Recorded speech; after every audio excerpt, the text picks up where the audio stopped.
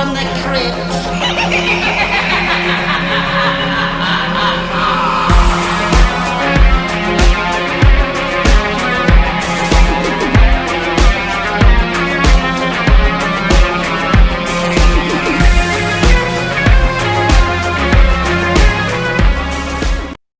Hello, boys and ghouls. Welcome to episode 70 of Dads from the Crypt. My name is Jason. Tonight, I'm joined by Jody.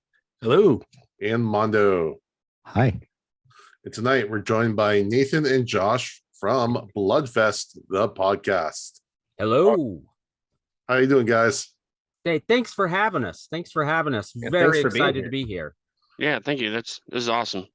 Oh, no, it was great. And I was on your podcast a couple months ago. Was it for Deadstream? Deadstream, yeah. Ooh. Yeah, that was a good time. We really enjoyed having you on. Yeah, oh, that's an It's a great excellent movie. movie. Yeah.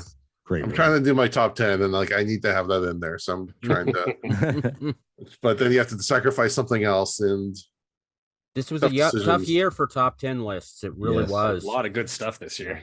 I remember watching Deadstream, and after Jason recommended it, and 20 minutes in, I'm like, I fucking hate Jason. This movie's terrible. And then by the end, I'm like, I love this movie. yeah. Have you guys seen the menu yet? No, I not haven't yet. No. Oh, okay. Mm-mm. Never mind. I saw it I on want to. Saturday and I've listened to 2 podcasts today alone about it. So like it's in my head, it's in my mind, but Has anyone seen Triangle of Sadness?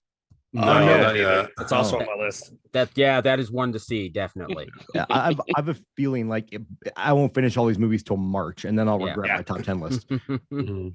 Yeah, I'm way behind on my 2020 watch. There's just so much. I can't keep up with Yeah. it. It's a So good tell problem. us about Bloodfest. It is 4 complete nerds, me and Josh, and then 2 brothers, Casey and Joey. And it just kind of came out of a group chat. We constantly had this chat going, talking about movies, making jokes, terrible bad jokes, lots of poop jokes.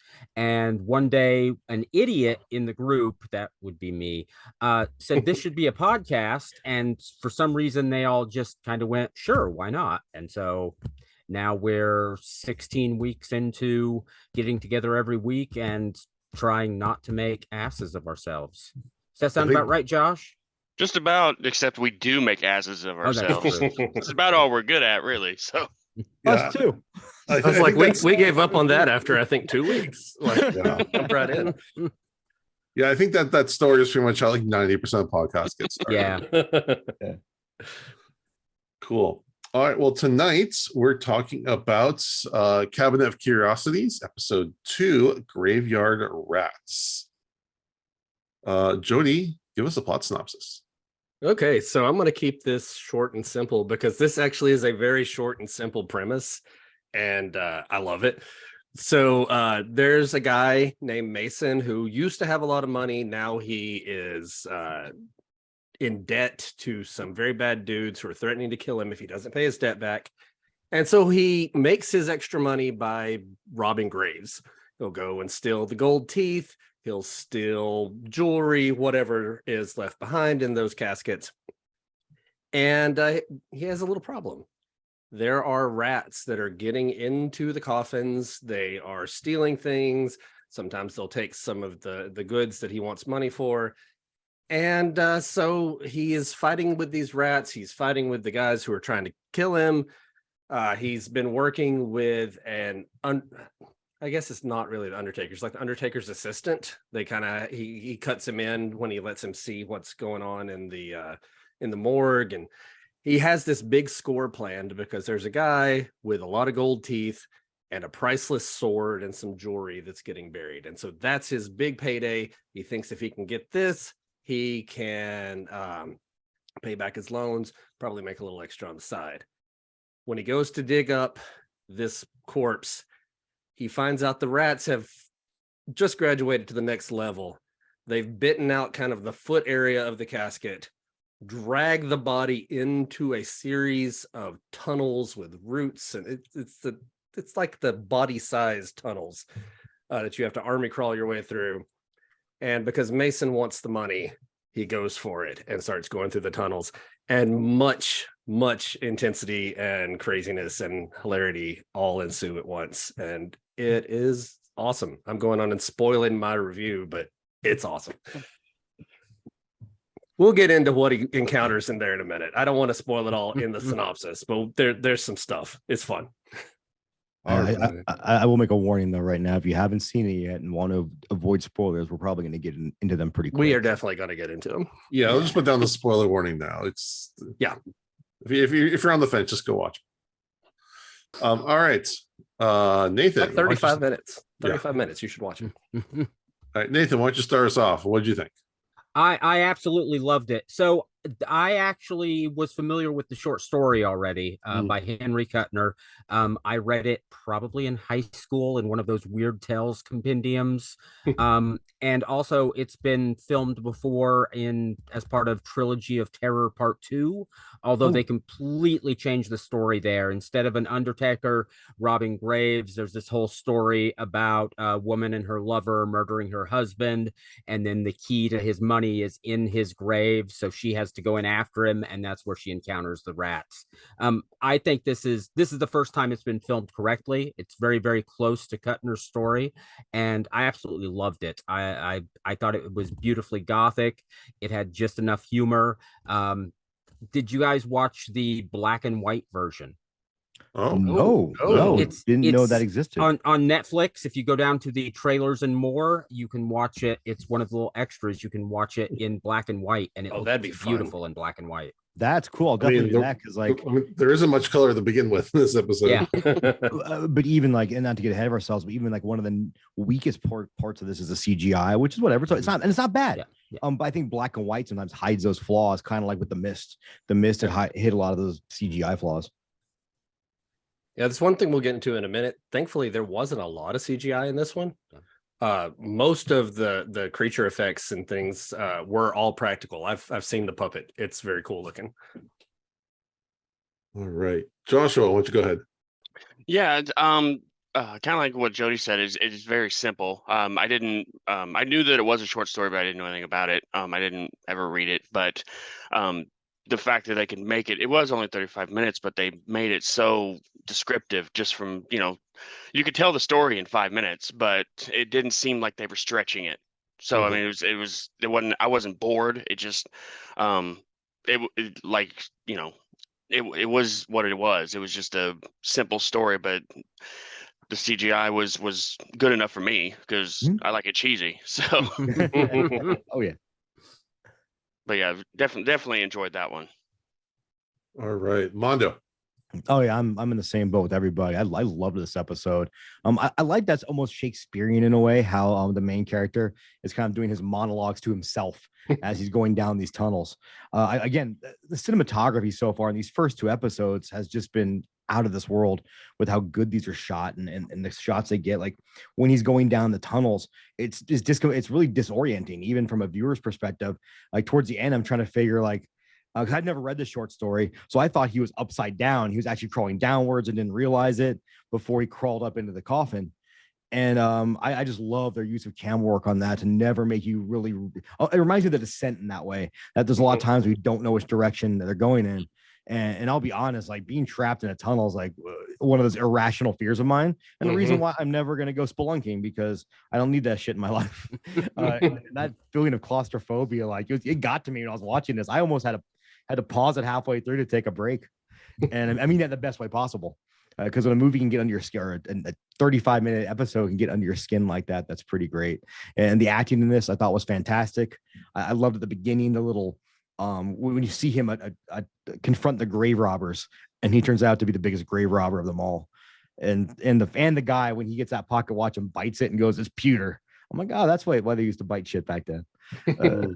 So yeah, I'm a big fan of this so far. And if the rest of the series is anything like these first 2 episodes, I think we're in for a treat. And it also did feel like the most Tales from the Tales from the Crypt episode, in that it was you're following this antagonist the whole time, and in the end, he gets exactly what he deserves. And who wants to fuck with rats? Who's going to chase rats? Like rats are assholes. Yeah, no, this is 100%. It's a Tales from the Crypt episode, like it just under another name. This is a guy consumed by greed, and greed is his downfall. Like, but like you were saying, Mondo, the whole crawling through the tunnel stuff, I've always said The Descent is one of the scariest movies I've Yeah. ever seen. Yes. And it has nothing to do with the monsters. Like that, there could have no monsters, and The Descent would be terrifying to me. Like the scene where she gets stuck in there between, like that's nightmare fuel for me. Oh, dude, it's giving me goosebumps. You talking Yeah. about it. Actually, I remember exactly what scene you're talking about. And that's exactly how I felt during this. When he starts climbing, like I saw the size of the hole when he first goes in. I'm like, dude, don't go in that hole. That's a terrible idea. My brother does caving, and he does this kind of stuff, and he'll tell me about like, yeah, there was this spot where there was water, like I had to like keep my mouth above, in this 1-inch gap to crawl through the terrifying. Like this is pure nightmare fuel. Well, and the fact it sounds like he just keeps going back for more of this shit. Like that's just like, For fun. what is wrong with your brother? I don't know. Does he have like 6 kids too? No, just 2. Okay. So when but he the- eventually, if he eventually gets locked into a cave, like you only have 2 more kids to add to your family. Yeah. But anyway, so he, I feel like this just like hit all those things that make me squirm. And that was fun for me. Like the cave, like tight crawling underground stuff that made me squirm.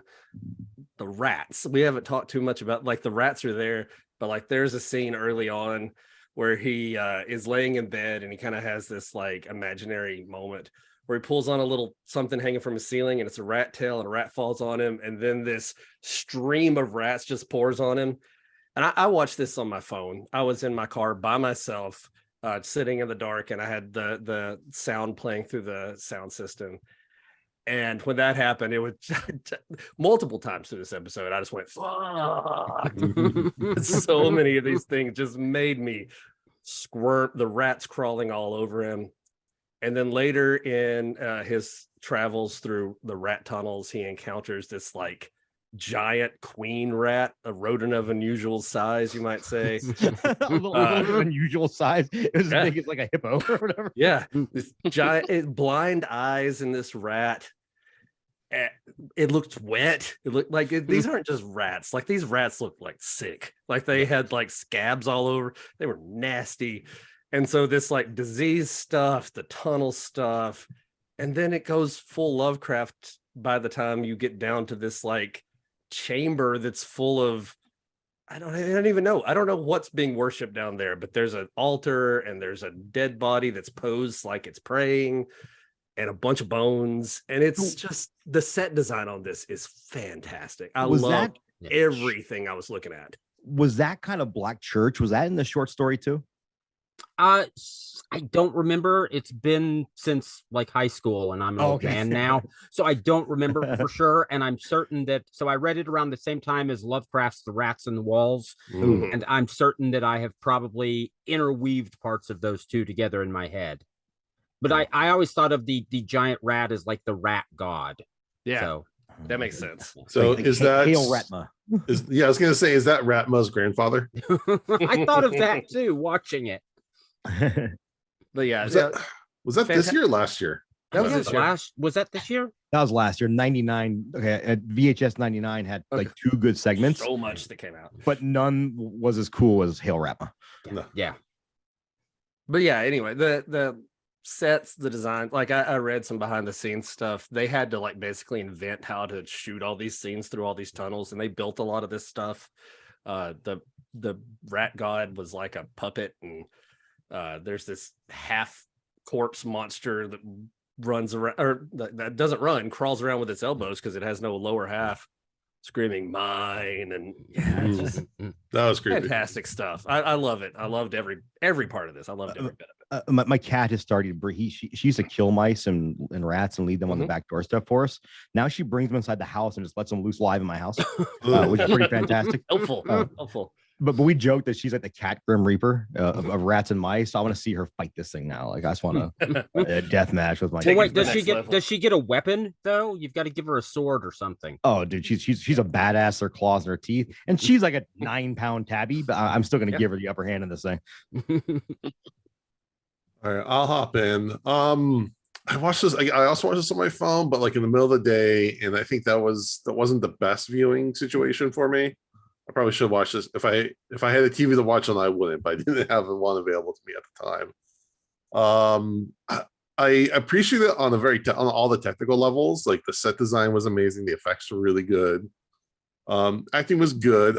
I guess I don't know if I just wasn't in the right headspace. It didn't really hit with me.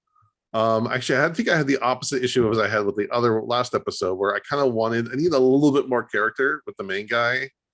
He just seemed very blank slate to me, like just, greedy guy who's in over his head. Like I feel like I needed like just one morsel to hang on. Like at one point he mentioned something about his sons when the guy's like roughing him up a little bit, and I wanted to know more about that, or something to like relate or at least understand the situation. At least on the character level. But I just think you don't like anything, Jason. no, I just don't. Yeah. No, I'm saying like I liked it on the technical level. The rats, yeah. You hypothetically enjoyed this episode. No, I enjoyed the episode. Again, on the technical level, it was creepy, it was claustrophobic. Any creature just running over your body in mass is always creepy. And I'm not like afraid of rats or anything, but I still don't want like 1,000 of them running over my body. I'm not afraid of them. I don't want one in my house because like that thing's gonna shit on all the things that I Well, love. yeah. That's then- exactly what I'd say. So weird timing. Today, my cat caught a mouse, and I was so proud of him. I was like, "Thank you for taking care of this mouse for me. I appreciate you. You have earned your place in our house." Because it's winter, and so I live with the woods, like 20 feet behind my house. The mice come looking for warmth, and he kills them. And that's exactly what I wanted to do, because I do not want it loose around my food. Yeah, see, I don't care when she brings in dead mice. Like it's fucking dead. Like it's easy to deal with. When it's alive and she drops it, and then I'm more afraid that my dogs are going to eat it and get sick, and that's going to piss me off. Fair And enough. then I'm mad at that cat. So I'm usually chasing a mouse as my dachshund's trying to murder it. And yeah, the one we got yesterday, she tried to bring upstairs into my office. I caught her on the stairs. She let it go. My dog grabbed it and ruined its life. And I had to pry it out of my dog's mouth. Like, God, stop it. But it was funny. I was telling my wife, I was like, we never have mice in the house. And then I kind of realized probably why. They're terrified of my cat. So we've also dubbed her I Am Legend, because she's like she's just the I imagine the mice and rats telling their kids bedtime stories about the 9-pound tiny little tabby that kills all of their family members. It's a bond. There we go. But to get in the background of this episode, it's directed by Vincenzo Natali, who directed Cube and Splice, 6 episodes of Hannibal. So a really talented guy. Yeah, he And it also did shows. In the Tall Grass, which I don't think anyone liked as much as I did. I thought it was great. It's one of these stories with like weird overlapping, twisting, time travel-y kind of stuff. I loved it. I thought it was I like that movie. That was good. Let's see. The star again was David Hewlett, played Mason. He was in Nightmare Alley, Shape of Water. So he's a Guillermo del Toro regular. He was also in Splice. He's also in Cube. So this is kind of a melding of the two main creative forces here. The 2 grave robbers at the beginning is Alexander Elling. He was in Another Life, and Ish Morris, who was in Saw 3D. The kind of loan shark, I guess you could best call him. Nabil Kafif, who was the American Gods and Expanse, and then the coroner's assistant, or whatever you want to call him, is played by Julian Richings, and this is one of those guys. Once you see him, you're like, I know him from somewhere. And then he goes IMDb, he has 230 credits. And every single one, I'm like, yep. He was in anything from Jackson, really underrated movie. Anything for Jackson. Yeah, that's a great one. I agree. That was one that kind of flew under the radar and got luckily got a lot of buzz. There's a lot of talk right now with AMC and potentially the end of Shudder. Yeah. Which would be God. That's exactly how I feel like. It'll be heartbreaking because they brought us so many good films, like Anything for Jackson. Yeah, I never would have seen without that platform. Yeah, he played the governor like at the beginning of The Witch. You could totally see this guy in The Witch. He was in Man of Steel, and of course, he was in Cube. So right. He's also an urban legend, and he was billed as Weird Janitor. Weird Janitor, yeah. What a great casting. Yeah, so I mean, good cast. Again, it's mostly the David Hewlett show, and he does a great job. Yeah, like Jody says, very theatrical and kind of doing these big monologues to himself.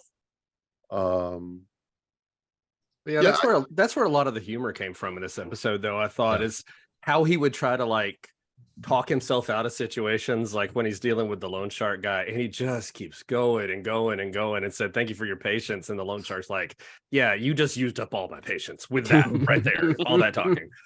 It was really, really well done. Yeah, I love that main character. Again, I love the way he just talked to himself and talked himself through these situations, and it just brought that really cool play atmosphere to it all. Yeah. There's not a lot of actors who you can just point a camera at for the entirety of the show and it work, but it really did. I thought it really did with him. And again, much like, I mean, granted, Jody, you pointed out how how inventive they were when doing this episode, but again, to bring it back to Tales from the Crypt, it really is like letting these actors just kind of do their thing and saying, "Hey, just go ham and have a good time, and we'll figure it out from there." And I kind of love that. Yeah. Yeah. Also imagine how physical this role must have been for him. Yeah. Oh, yeah. Crawling around in these caves for however long it took to shoot. Oh yeah. So can I ask you guys about the ending, because the ending kind of wraps back around with where you see him crawl. Spoiler alert. You see him crawl into the coffin, and he freaks out because I love it because he's shining his flashlight light up and he sees a twinkle and he thinks, "Oh crap, that's my exit," and it turns out to be just a reflective piece of metal. And I wish I didn't catch the Latin that was on the piece of metal on there, and I wish I would have. I'm sure it's got some poignant thing to do with the episode. Yeah, But it was explained earlier when the widow was there. It's something like "Our love goes with you," or okay, was it? I didn't realize that was that same grave. I think That it's was the same coffin that he crawled in through. Okay. But I kind of wish it would have just ended at that with him screaming in the coffin with the rats crawling over him. Because I do think the very, very last scene with I like the wraparound with the other grave robbers coming and going to the coffin, but I don't think I needed the rat coming out of his mouth or anything like that. I think it would have been even better if the grave was just empty because the rats. I don't know. I needed that. That was pretty great. Yeah, that's kind of good. You need something a little over the top and crazy. Yeah. That was a gross perfect ending for me. Like that was another one of those moments when the rats started coming out. Yeah, just kind of nailed it home that grave robbing is bad. Don't do that. That's the lesson. Don't do that. That is the lesson. Did anybody ever see that? I think it was Ron Perlman. I Sell the Dead. From back in like really 2007, 2008. Really, really fun movie about grave. Well, fun. As fun as you can be about grave robbing. I'd recommend it. Just saying. But I think the movie could have ended with him crawling into the grave. But I get like, I did still kind of enjoy that they brought back the grave robbers from the original scene. Yeah. They're like the Rosencrantz and Guildenstern of the episode, honestly. Yeah.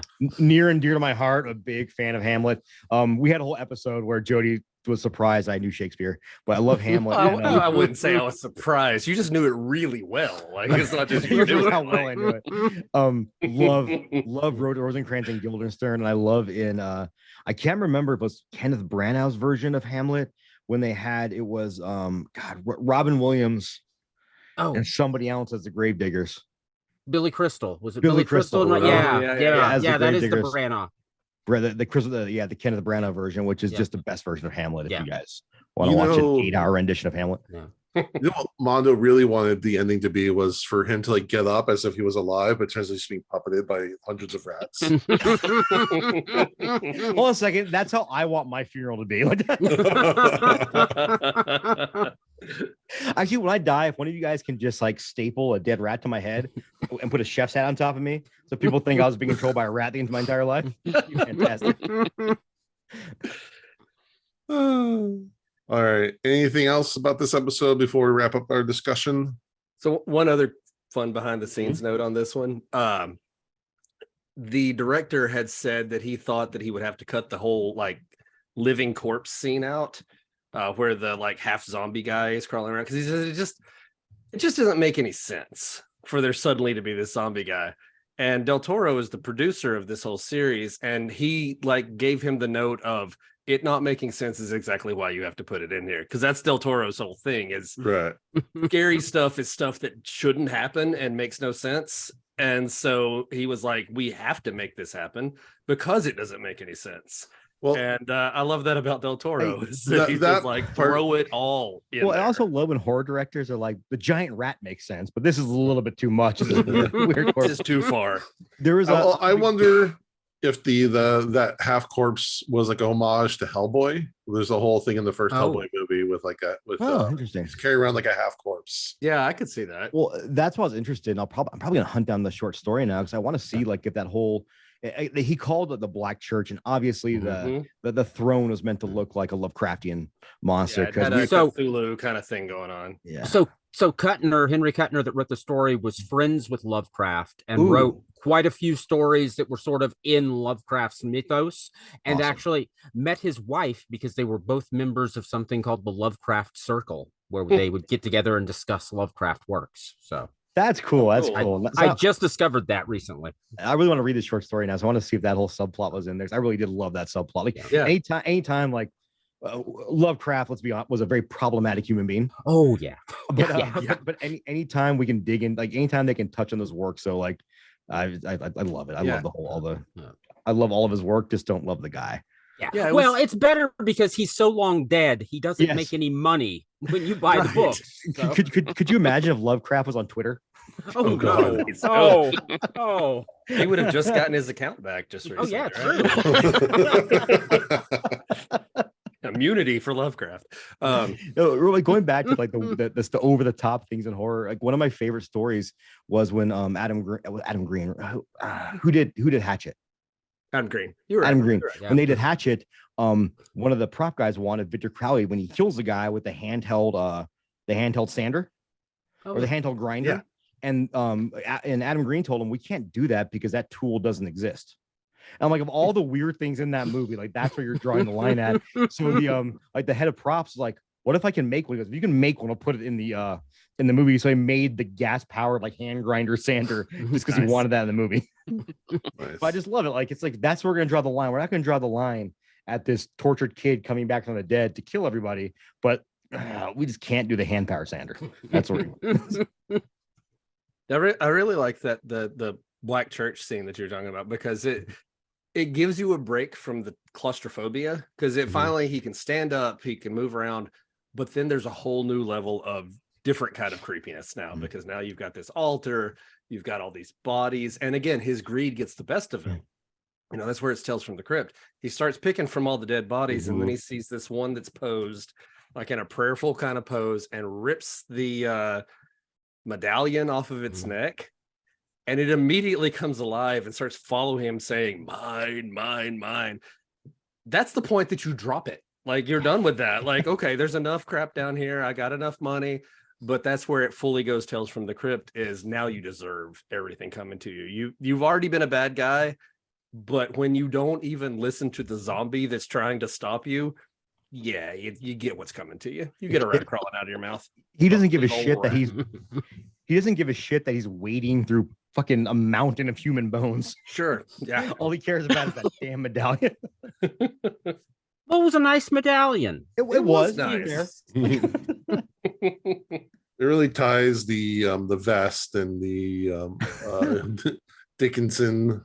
He has a Ensemble perfect together. outfit to go I with mean, that medallion. You know, Yeah. you don't turn Granted, those things down. if this is set in modern times, he'd have been live streaming it for his TikTok feed or whatever and taking selfies. So same shit. While grave digging. Hashtag grave digging, hashtag Lovecraft.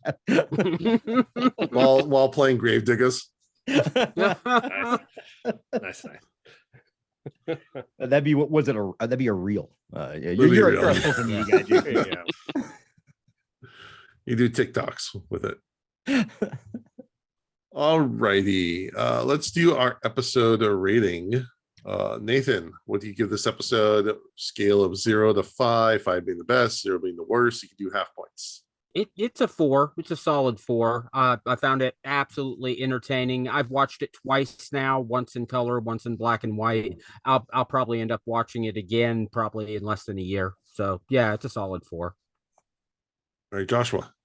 Yeah, I'd go with a 4 too. It's definitely repeatable, and I need to go back and watch the black and white one because I didn't know about that. It's definitely.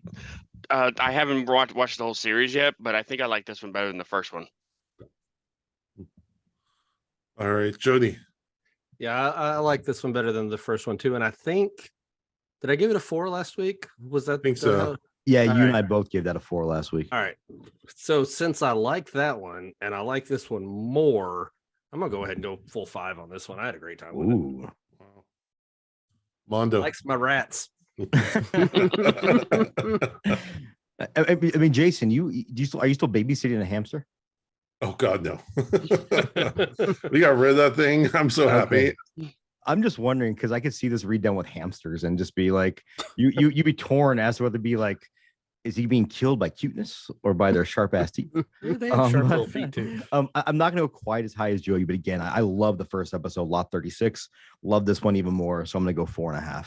And like if you put a gun to my head, I could maybe go to 5. But again, I always say that like if I didn't say 5 right when I watch the episode, I can't give it a 5. So I'm going to go 4.5, which is by no means a bad score. Oh no! Now when I do my ratings, I typically do it by not quality of filmmaking and stuff like that. Like that's part of it, but it's how much I enjoyed it. And in the end, I enjoyed the hell out of this. So yeah, I that's always where my say 5 comes from. I feel like the older I get, the more forgiving I am for flawed filmmaking because like it's so easy, especially when you're younger, to just pick apart movies and shit on them for this or for that. But yeah, I'm pretty much at the end of the day, did I love it or did I enjoy it? Yep, it gets a high rating. If I didn't, I don't give a shit if it was flawed. I just want to have a good time. Yeah, absolutely. I For a agree good with time, that. not a Yeah. long time. So to clarify Mondo's hamster comment, in case that didn't make any sense. I asked if you're still babysitting a hamster. I didn't ask if you had one inside of you. It didn't make sense. Wait, I told you it was just that one time Let me winks. for my Richard Gere cosplay.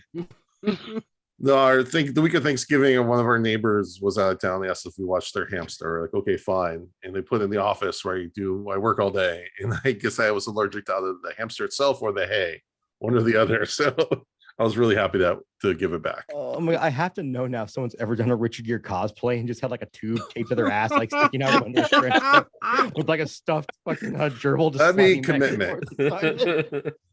That would win an award. I feel like it'd be pretty simple. Like you get one of like plastic candy canes you get from Christmas time with like dog treats in it. And you just put a God. big gerbil in there. You know, Jason, Have any of can do this. you read the American Psycho book? Yes. Yes. Yes. Yeah. There's that rat scene. That Yeah. Yeah. That's nasty. really nasty. You know what's interesting? You kind of get off topic here, but it's interesting about the book is almost satirical and how over the top Oh, gore totally. is. Yeah. And I think it makes even like it makes like the whole makes it make more sense actually in the movie because in the movie like all the horrific stuff is shown either off screen or it's not over the top like it is in the book. When in the book you kind of realize what's happening because it's so crazy. Well, yeah, it's just the description they go into everyone's clothing, everything just like lulls you to sleep. Mhm. Then you're hit with like the most depraved thing I've ever read. So okay, Like, I'm weird, but I read American Psycho a bit like Moby Dick because it kept breaking up the story with here's a discussion about Huey Lewis in the news or Genesis, the way Moby Dick breaks up the adventure story with here's a bunch of information about whaling every so often. Here's some whale and facts. yeah, and I kind of read them the same way. interesting. I like Makes that. sense. I really enjoy that book and the movie, but I think Yeah. I think the funny thing about the movie was you had all these I would say maybe narcissistic people who are like idolizing Patrick Bateman. yeah. And I'm like, you're missing the point. These are the Oh, same yeah, people that idolize Tyler Durden. I'm like, you're all missing the goddamn point. Yeah. And my favorite Moby Dick reference of all time. Have you guys seen Airheads? Yes. Oh yeah. Yes. Mhm. When they're asking for demands and he goes, we want 500 copies of Moby Dick. And she goes, the book or the movie? Because they wrote a book about that? Get the book. Which I don't even know. There's just probably a Moby Dick movie, right? Oh, There's one with sure. Gregory Peck. or is there Oh, one okay. with Yeah, maybe I'm making up. Is it with Patrick Stewart? Or am I making I think that's correct Ooh. too. Yes. like a made for TV version? Yeah. Yeah. Sure. Anyways, I give this episode a 4. Nice. Okay. Again, I think on the better mood on the full TV, I think I would definitely enjoy it more. So I'm giving you the benefit of that doubt. And again, technically great movie. There's a multiverse out there that Jason watches on a laser disc on his 55-inch console TV, and he gave it a 4.5. There you go. All righty, let's move to our song of the day. Mondo. I keep forgetting that we have no Uncle Al because he I didn't vote know. on this. But if he wants to talk about it, he can. So Just what's need to funny get is like, Uncle Guillermo for this. Somebody get in touch with his people. you know how awesome that'd be. I would just Oh my I would, God. I would just cry. Oh my gosh. It wouldn't even be It wouldn't be a thing. So I picked a song that fits in with the theme of this, and it took me a while to figure out one because as a lover of the metal genre, there's all kinds of stuff about Graves. Is it by But, Rat? Oh God. Oh man. would be Oh, It's that'd be right good. there. oh. Damn, have you seen the Geico commercial? Yes. Yeah, That's pretty With funny. the rats in the basement. Like, I don't like commercials, but man, that one got me.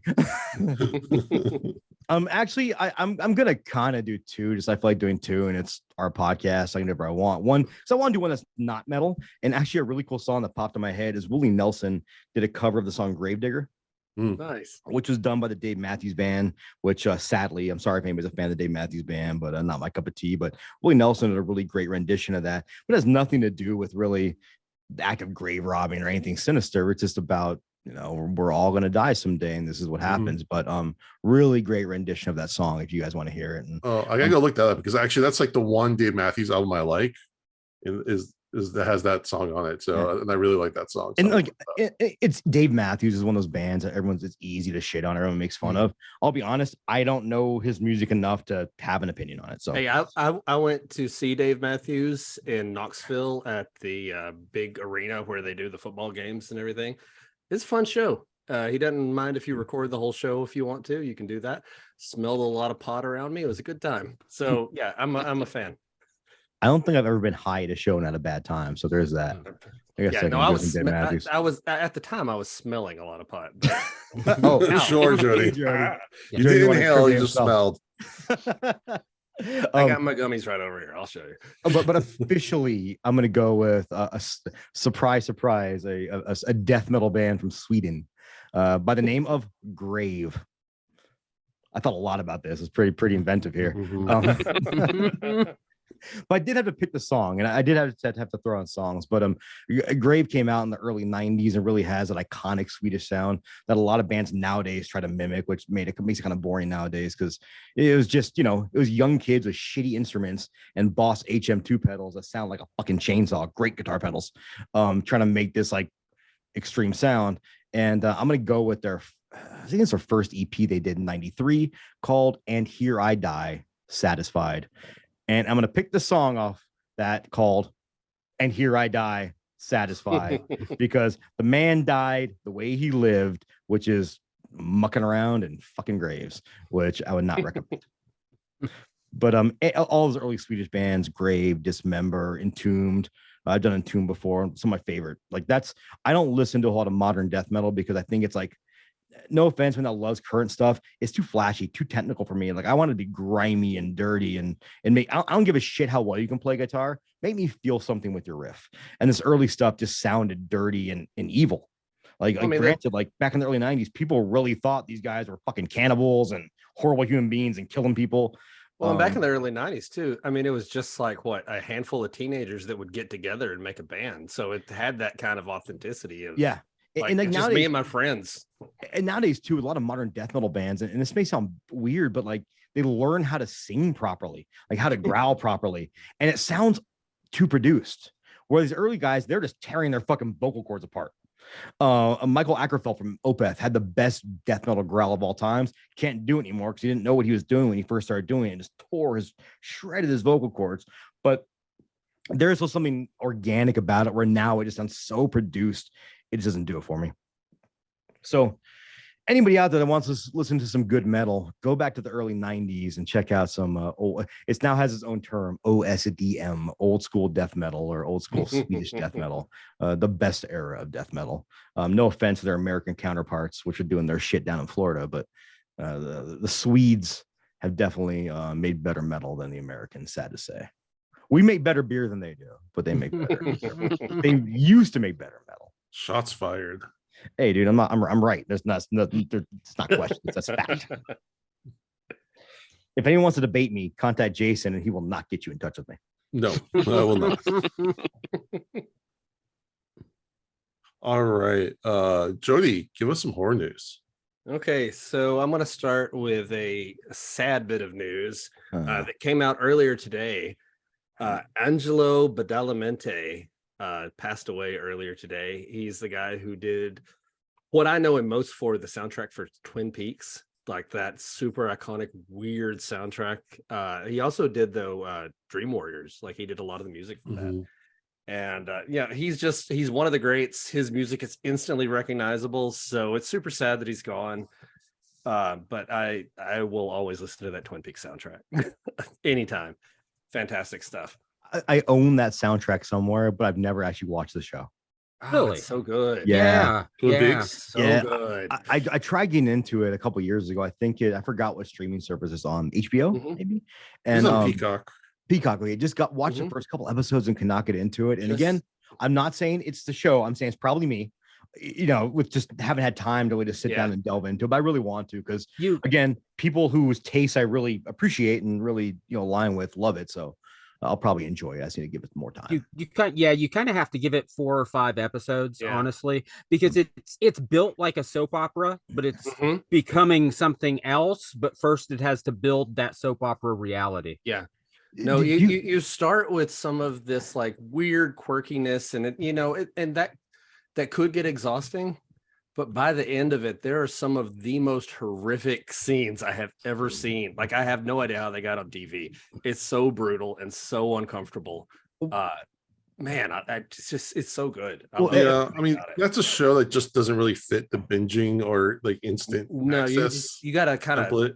let You it have, to, like, you have to let every wash episode over breathe. you. Well, one thing that's interesting about watching Cabinet of Curiosity is I really just want to binge the series. I'm having so much fun with it, but having to do it with you guys means I'm watching another one episode a week. I'm looking forward to it so much to Mhm. watch yeah. my episode on Saturday, and I really kind of love that. And I think that some shows nowadays can be lazy because of the binging format. Mhm. Because back in the day, like if you put an episode out that didn't grip people, they just weren't going to watch the next Yeah. week. Yeah. Where now it's like, fuck it, I'll just watch 3 more episodes while I'm doing the dishes or I'm whatever. already on the couch. Come on. Yeah, might as well. Yeah. I might as well keep going. And I wonder because some of those older shows were meant to like Mhm. try to grab your attention and have you keep going. And maybe a little bit of that luster is lost when it comes to the fact that we can just binge it now. Yeah, and I'm finding that like they come with a predetermined amount of episodes, and they just try, like really inflate some of the plots to try Sometimes, to yeah. reach it. Like I'm watching Andor, and I really like it in parts, but there's other things I'm like, okay, they could have easily condensed 3 episodes into 2, very Sure. very easily, where nothing really happens in some of them, or for whole half episodes where they're just like, we need 12 episodes, so we're gonna. But one thing Yeah. that Disney's credit, I don't think they released them all at once, right? They No. released like the first 2 episodes and then one a week. And it was almost like kind of nice to get back. Like I'll use Jody and I are big fans of Bob's Burgers. Mhm. And I look forward every Monday to watching my new episode of Bob's Burgers. It's like I Absolutely. can't binge it. I just get to watch a new episode every Monday, and I'm a happy guy that I have to wait till next season. So I will one day get back into Twin Peaks, because what first piqued my interest is a black metal band called Aborum with Attila Syhar, who was a frontman of Mayhem, and they released an album called Fire Walk with Me. Mhm. And I think I still to this day don't actually know if it's about Twin Peaks or not. I should probably look that up. I looked up that name when I was younger, and that it immediately led me to Twin Peaks, but I just never got a chance to. Back then, it was a lot harder, back in the late 90s to get a hold of the stuff. You couldn't just, Sure. we didn't have HBO Max. You had to catch it on your local station in some random episode. Yeah, I going back to the binging conversation, like I'm kind of divided. Like I do enjoy being able to sit there and just watch episode after episode sometimes, but I watch Stranger Things. I love Stranger Things. Me too. I watched Stranger Things season 3 in like one day, and I watched it with my family. We kind of like set aside the day, like we're going to watch all of it, and then it was over. Like it was Mhm. over in one day, started in one day, ended in one day. We didn't have time to talk about it. And I don't think binging's for me. Like I think I like drawing it out a little bit. Me and my kids have been we watched all the Cobra Kai the other day, like a couple episodes at a time. We're watching Wednesday right now. I like having something to look forward to that I can watch, that I'm already into the story and I can jump in and watch another episode, but not just back to back. Yeah. I and kind of like spreading it out. No, I did. So I was a big fan of Sons of Anarchy back in the day, and I remember watching it every week and be like, "Holy shit, what's gonna happen next week?" And now I travel so much for work, and I was just watching it. Was in a hotel room. I got through 2 seasons like in 2 days, and I'm like, "Well, this is kind of weird." Because Yeah. I remember being so excited to see the next episode back when I first watched this, and now it's like I'll just hit next and get Yeah. to see what happens without. I think Game of Thrones was the last one that I really remember, like Yeah. the discussion happening Water every cooler week. talk, Like I yeah. knew Sunday Mhm. night we were going to get online. Like Sunday night, as soon as this ended, we were going to be talking about it. We talk about it for days before the next episode came out, and I kind of miss that. I like it. The Walking Dead was that for a while. Yeah, Yeah. But it kind of burned out the last couple of seasons. But for a while, yeah, it was the water cooler show. Yeah, that they used to call it. absolutely. Yeah. Did you make it to the very end? Did you finish the whole series? I haven't finished the last season yet. I was just wondering. Yeah. I tapped out over season 2, I think. That's when they Greg Nicotero, it wasn't Nicotero left, and Frank Darabont left. Yeah, and, Darabont left. Yeah. All right, Jody. I Go was ahead. saying more horror news. Okay, so speaking of movies that you can be very forgiving of, The Mutilator, which I love. I love the Mutilator. Yeah. Yeah, I mean it's silly. We're going on a fall break like 50 times. I love it so much. But 38 years after the original Mutilator, it's been announced a while ago that we're getting a sequel from the same writer and director, What? Buddy Cooper. Yeah. Oh yeah. No, it's happening. They released their first poster of the new Mutilator. It's got a what do you call the wood that comes down from a pier that goes down to the water? Piling. Piling, thank you. There's a woman strapped to the piling there, and it's Mutilator 2, and it's got that big fish hook as the 2. You know the fish hook. You know what happens with that fish hook in that movie. Yeah, no, I'm excited for it. It's probably going to be bad, but I love the Mutilator. It's a silly movie that's one of like surprisingly gory. Like it's goofy, horrific gore. Goofy, Okay. horrific gore. And yeah, I really dig it. So I'm excited about this new one. Okay, you say it's probably gonna be bad, but remember they just redid a Slumber Party Massacre, Yeah. And that was fun. and it was amazing. really It was pretty good. badass. It could be like that. So Yeah, could that be. was fun as hell. Yeah, if you haven't watched the new Slumber Party Massacre, it's a lot of fun. It's got one of the funniest shower scenes I've ever seen. Mhm. Yeah. So more horror news. So Adult Swim has released a Yule log, and this is where I spoil it. It's not a Yule log. It starts off as a Yule log for a few minutes and then turns into a full-fledged, full-length horror movie from Adult Swim, directed by the guy who did Too Many Cooks. And I Ooh. haven't watched it yet, but that all sounds perfect to me. Like I can't wait to watch this thing. That excites me. Yeah. Yes, very Yeah. much. Very much. So yeah, I'm very excited to watch this. Too Many Cooks, I have watched probably 100 or more times. Yeah, I love it. I just put on the background sometimes. Oh, it's so good. And yeah, and this is Adult Swim's very first full-length movie that they've ever made of any kind. So I've wait, been hold on a watching second. Adult Like the Aqua Teen movies don't count, or the Yeah. Metalocalypse? Well, Adult Swim made this, like, and aired it on Adult Swim. The Adult Oh, Aqua Teen movies were okay. theater movies, Yeah, so I guess okay. that's probably the difference. Yeah. But I've been watching Adult Swim since, like, I remember the early days of Adult Swim when I was in college. You know, get out of the pool, Adult Swim. Like they had the little announcement with Louis C.K. doing the voice. If you didn't know that, that was Louis C.K. doing the all kids out of the pool. But yeah, so I watched, and I still watch Adult Swim. It's still the thing. If I am up at 2 a.m, maybe I've had a gummy, maybe I've had 2. I don't know. Dude, But Joe, if I you're just always- want to you're turn always- on something and just kind of zone out, Adult Swim is still the place to go, 20 something years later. I love it. And Record, so dude. they've made a horror movie with this. If you look it up, it's going to be on HBO Max. And it's called Yule Log. So hunt that down. for the record, Jody, your 2 a.m. is like everybody else is like 9 p.m. So Yeah, I know. It's the middle of the day. I still remember. I think we still have somewhere VHS tapes recorded of Space Ghost Coast to Coast back in the Nice. Nice. day. Like, my Yeah, favorite, no, two of my favorite shows of all time. I was there in the Space Ghost era. The Brack Show, Mhm. C Lab 2022 or C Lab 2021. Oh man. So I watched an C-Lab was the episode of best. that. That was my favorite show. I watched an episode of that recently where they were bringing tours down to the C Lab, and Uh-huh. he was charging them $10 for a margarita, and I'm like, that's a fucking bargain nowadays. Maybe they knew in 2021 a margarita costs at least $14. One last piece of news. Like I could talk about Adult Swim for the next hour if I got off on it. But Mike Flanagan, we talked last week, signed a deal with Amazon Prime. He and his partner Trevor Macy, they're moving from Netflix to Amazon Prime. And very quickly after they announced that deal, they announced one of their first projects. Mike Flanagan is adapting Stephen King's The Dark Tower, which is so cool because I have always wanted a good adaptation of The Dark Tower. This is a series that I probably read The Gunslinger early on in high school and then read all of the available books at the time, which I guess probably would have been the first 3.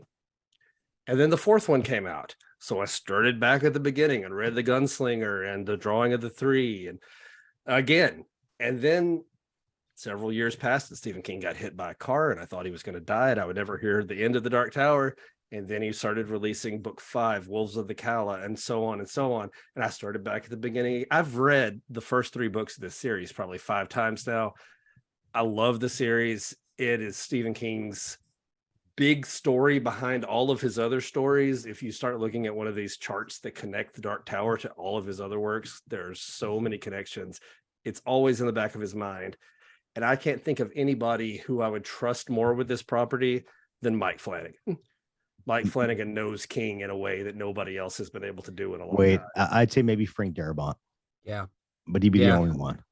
Right. And I could not get into The Gunslinger and I gave up when I was very young. So I need to get back into that. But give it another shot. Fun Stephen King fact though, because he wrote those, what is Richard Bachman? Was it Bachman? Richard Bachman was his alias, but I don't know that he did The Dark Tower under just him. Dumb fun facts. I brought up Sons of Anarchy earlier. He was in the show Sons of Anarchy as a cleaner, like a crime scene. Like he basically, you kill someone, I'll come take care of it. And his name was Bachman. Oh, nice. I thought it was kind of fun. Yeah. What I like about this story is that Amazon, it just has like so much money you can throw at anything, but they actually are pretty good at selecting what to throw at that. Yeah. Like Lord of the Rings series, high budget. Sure, why not? Dark Tower series with Mike Flanagan. Sure, why not? Yeah, I mean, after the Dark Tower movie came out a few years ago and was, I think, for the most part, a huge disappointment to everybody. Right? Let's condense these 7 movies into one, or 7 books into one movie. I'm excited to see somebody who gets King out there working on this. And yeah, you're right.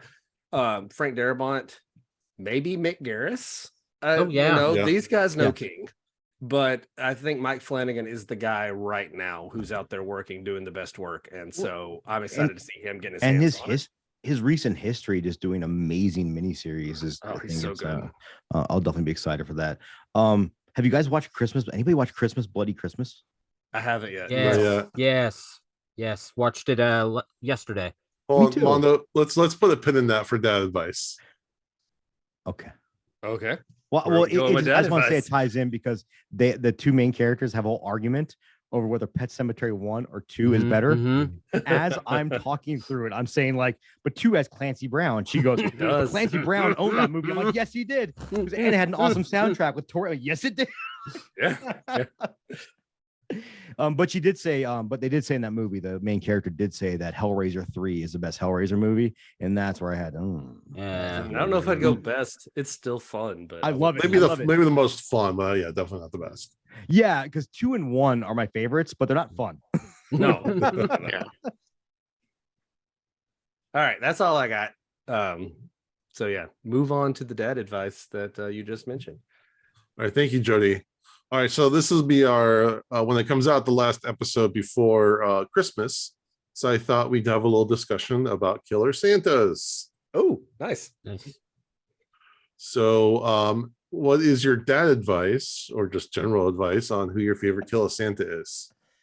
I'm already pulling up my letterbox right now. It's got a whole list. Like, give me a minute. I mean, there's a lot of cool ones, but Larry Drake. Yeah, and also the house might be my favorite just because it's Larry Drake. Oh no, it's not. Sorry, it's Bill Goldberg in Santa's Sleigh. Oh my god, how did I not remember that? Have you guys seen Santa's Sleigh? No. That's like everyone needs to watch that movie. It is not good. It is just, but I equate it to Jason 10, as there's a bunch of people having a great time on set, laughing their asses off, knowing they weren't trying to make, a poignant horror film. They're just trying to make a fun horror film. We rented it one time on a Christmas, and for my wife and I and my kid, that's our Christmas tradition. We wake up in the morning, we open presents, and we watch Santa's sleigh. Bill Goldberg, a Jewish man playing Santa Claus, is just the best. And I promise you, if you haven't seen it, you might not love it, but you'll at least have fun. I love Jason 10, so Yeah. Yes. Yeah. I literally flew to San Francisco to watch a 35mm screening of Jason 10. nice. I'm not saying it's a good idea, but it happened. I love that movie. It's not a good one, but it's one of my favorites. And like you said, they just seem like they're having fun with it. Yeah, I imagine them around the set just laughing their asses off, having a good time, and it really shows through on the movie. That at no point were they taking themselves seriously, and I absolutely love it. Like, how ridiculous can we make this movie? And there's a lot of I have a lot of respect for that. Nice. Okay, so my favorite Killer Santa movie is not about a killer Santa. It's about a man who kills Santas. I discovered this movie last year. It's Don't Open Till Christmas. It is directed by the guy who plays the Dean in Pieces. So the very serious guy. He directs this movie. It is I think it's a Spanish production. The director is Spanish. Was this Cinema Madness? Did you on Cinema Madness? We did watch it as a Cinema Madness movie. Okay, it was after good. Like I watched it, and then a week later it showed up on Cinematic Void. It is sleazy and trashy and everything you would expect from a guy who was involved with Pieces. I think the director of Pieces is a producer on this. He kills Santa Clauses in brutal, gruesome way. And so if you like nasty Giallo type stuff, but without any mystery, I mean, I guess there's a mystery, but who cares?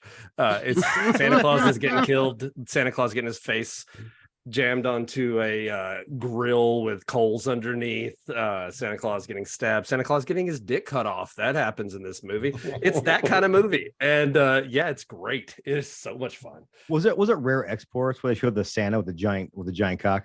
Yes, it was. Okay. Things I've never thought I'd hear on my podcast. Hey, there were multiple. Hold on a second. There were multiple pieces in this movie or show we watched today. Did you mean before we started, or by like week 5? Because we've already been way past that. No, I'm a huge Silent Night, Deadly Night fan. It's just I do love that. It gives me the warm feelings. So Billy Chapman. Does it make you turgid? What's wrong with that? But, okay. It's just such, and the fact that it pisses off Siskel and Ebert just makes me so happy.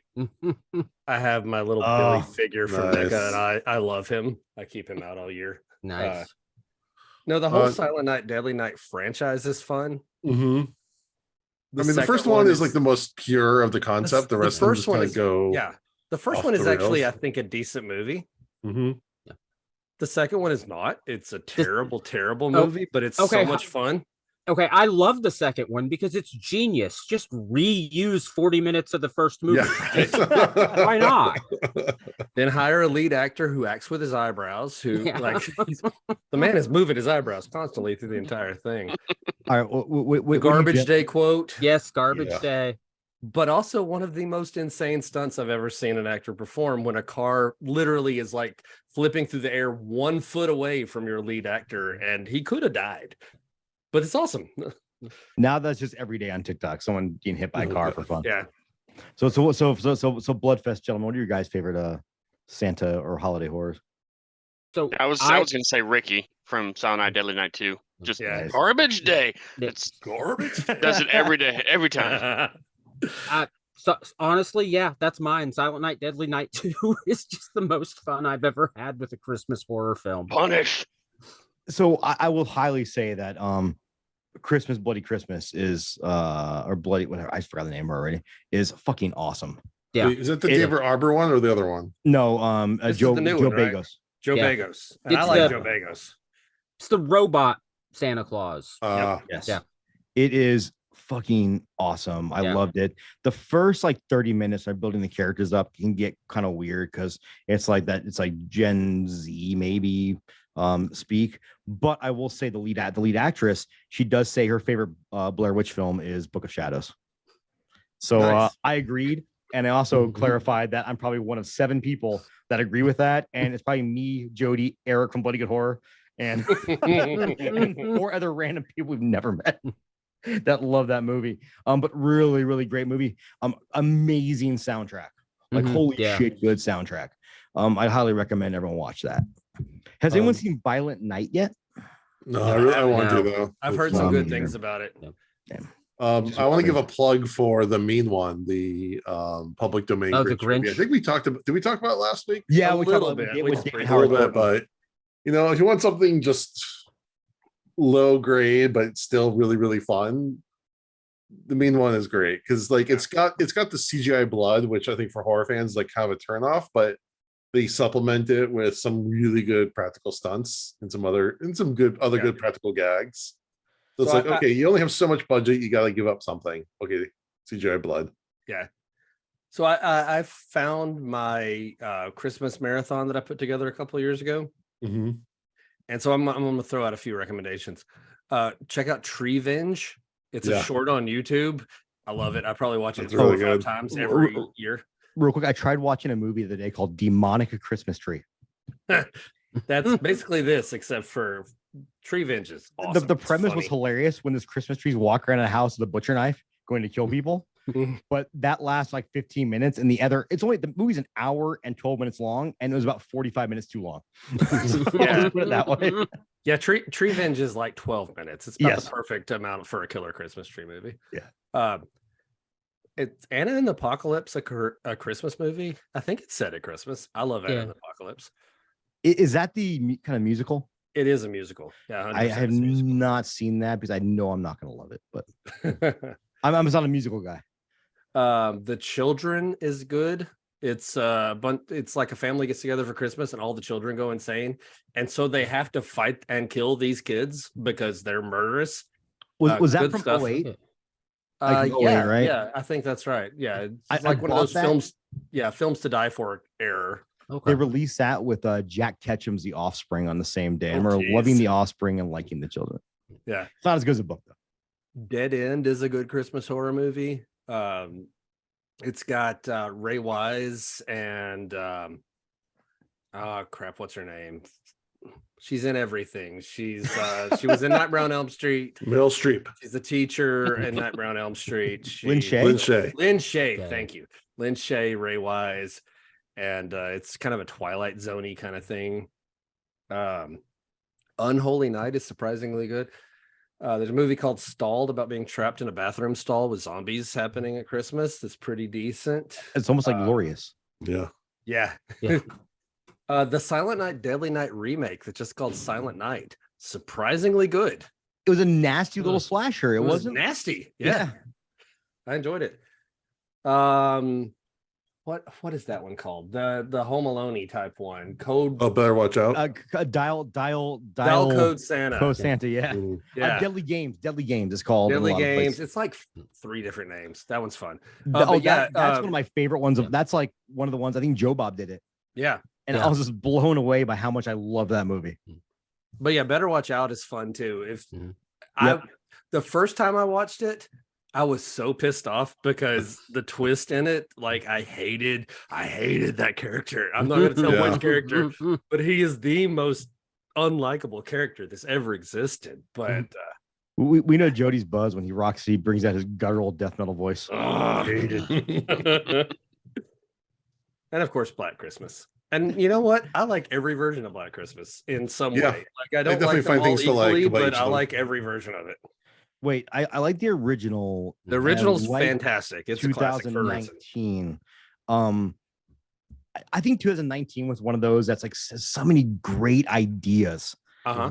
And like, it's really a feminist horror film, and it's got so much cool stuff. I think they just had too many ideas they couldn't Tw- quite gather in, but I still really enjoy it. 2019, I think would have benefited from not being called Black Christmas. Like I think it would have benefited most just not having that baggage attached to it. Dude, I've always said this about Rob Zombie's Halloween. If it was just called Rob Zombie's generic slasher film, it would have been okay. Sure. But then you fuck with the Halloween mythos and have goddamn Michael Myers with his fucking bucket of candy while Love Hurts playing, and you fucking everything. But the other Black Christmas, the one in the middle, that's the early 2000s. 2006, I think. Yeah.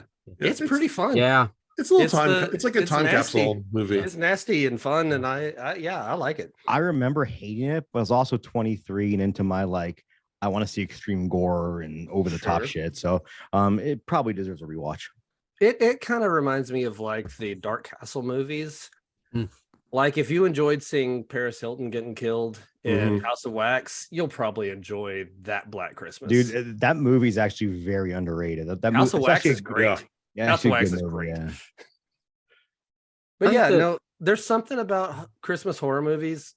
I'm a big fan of them because they take this like happy, joyous time and subvert it and make it weird and twisted. And that's automatically a good place to start. We should do a live. We should do one of our Patreon feeds for Santa's Sleigh. Yeah.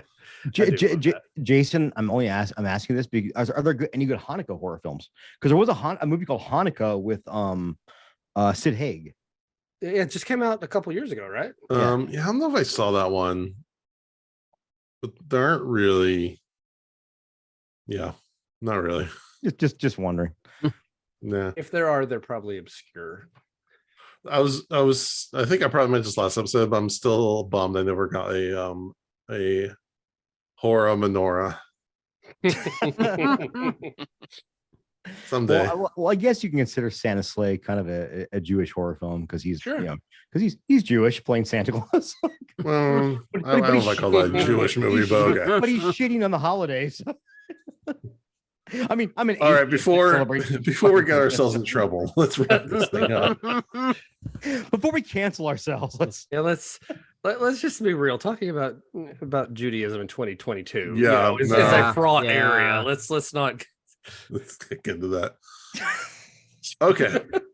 Well, that wraps up another episode. Nathan and Josh, thank you for coming on. Where can people find you?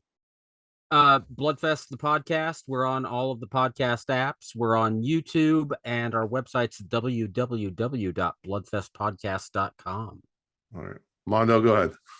Just want to say today is Sunday, so that means the live table reading of Dead Easy was yesterday. When you'll be hearing Monday. Recording on Monday. This will be released on Sunday, the day after the live table reading of Dead Easy. So I just want to thank anybody that. Yes, I'm so nervous right now. Yeah, by the time you hear I don't even want to talk about it anymore. I spent so much time on this thing. Yeah, by the time you hear this, you have already experienced this. We're living in the past. We have not yet, and so the nerves are there and the excitement is there. I can't wait. But what I want to say is, because he'll never say this, but if it wasn't for our friend Jason here, this probably never would have happened. If it wasn't for Jason sending a message to AL Cats, this probably never would have happened. And he won't ever tell you how integral he was to all of. Like, we would not be getting a Dead Easy script reading if it wasn't for our good friend Jason here. So I know you'll never give yourself that credit, but I'm going to give you that credit, dude. Like, it's pretty badass, man. I mean, and I wouldn't be doing this if it wasn't for you guys, so I appreciate that. Hey, but, don't put that love back. I'm giving you all the love, Jason. I know that, Jason. The irony is I actually am making a credit sequence for it, so I did have to give myself credit for it. Good. I wanted to be one of those fake ones. It's like credit. Exhibit Jason Stein. Collaborations thanks to Jason Stein. I want every credit just to be Jason. But yeah, man, like, pretty fucking awesome. No, again, absolutely. We're recording on Tuesday before, and I'm like a ball of nerves of like, is this all really going to happen? None of us remember the day. But since this is coming out afterwards, thank you everyone who helped make it happen and everyone who contributed. And it's a really special event, and we hope who knows what's next after this. So, hey, did 13-year-old Jason ever think he'd be working with Tia Carrere? No gosh. comments. Good gosh. He was just hoping. that still shuts down a small part of my brain every time. Yeah. someone says that. This can take all my energy not to chant Rudy every time throughout this whole thing. See, I thought he eclipsed himself as Samwise, but and also man. people also forget he was what was it, the neighbor to in Clarissa Explains It All. Hmm. Okay, no love for Nickelodeon. Oh, It's I been a know. while I for grew that one. up with early Nick. Yeah. All right. Next week, we will be reviewing Cabinet of Curiosities, episode 3, The Autopsy. We appreciate everyone for listening. We really appreciate if you'll give us a rating, review on iTunes, a rating on Spotify. Check out our Patreon for bonus content. Also, check out our YouTube for videos of these podcasts when I get around to putting them up. And with that, we thank you for listening to Dads from the Crypt. Adios to everyone but Glenn Jacobs here from Knox County, Tennessee.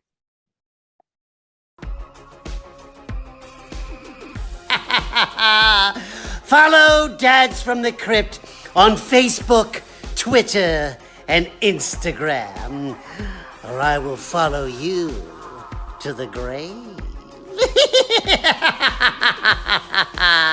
No, seriously, you really should watch. But be careful what you ask for. You may get it.